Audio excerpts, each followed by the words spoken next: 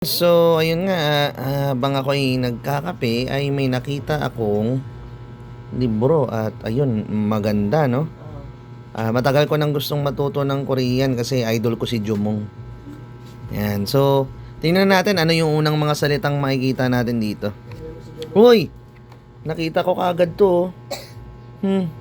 Kapal. Kapal sa Korean, tuki. Tuki. 'Yan. Yan, dugtungan naman natin.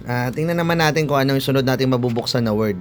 So, try natin i-open naman sa ibang area ano makikita natin. So, yun nga, yung una nakita ko yung tuki. Next naman ay, ayun, mukha. Mukha. Ulgol. Ulgol. Tuki, ulgol. Yan pala, mali pala ako kanya. Yan. Tuki. Kapal. Tuki. Yan. Tuki.